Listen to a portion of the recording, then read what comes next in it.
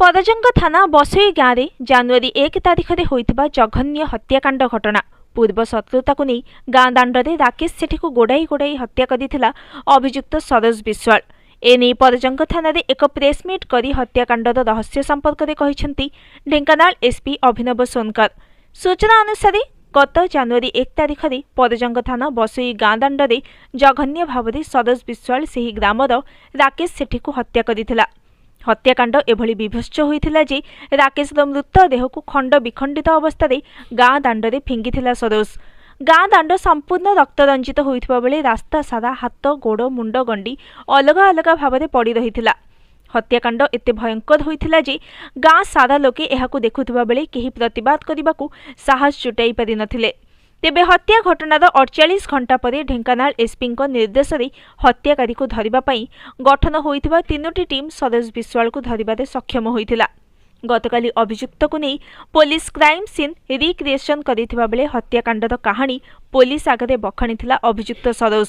तेबे आज एही हत्या घटनार पददा उठाइछि पुलिस। निज दुई भाई मृत्यु घटना को नहीं सरोज राकेश को हत्या कर प्रेसमिट रे सूचना देइछंती ढेंकानाल एसपी अभिनव सोनकर। तेबे हत्या घटना रे व्यवहृत एक ठेंगा और टांगिया को जबत करने सहित हत्याकारी सरोज विश्वाल को कोर्ट चालान करिछि पुलिस। एने आयोजित प्रेसमिट रे कामाख्यानगर एसडीपीओ ज्ञानरंजन मिश्र पदजंग थाना अधिकारी प्रियव्रत दास उपस्थित थिले। Bureau report news today.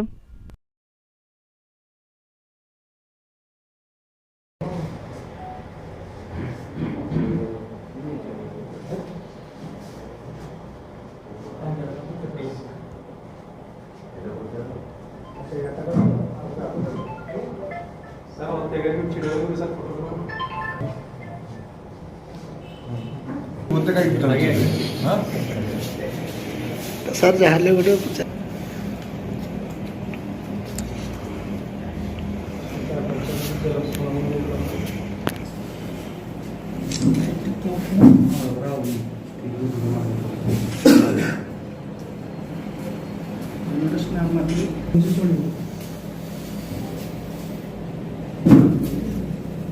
मुँह देखी ना देखी गाली पापड़ नहीं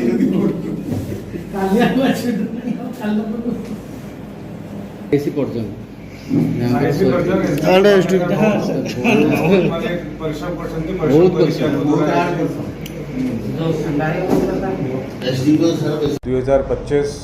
जनवरी रे गोटे विभत्स कांड होता जो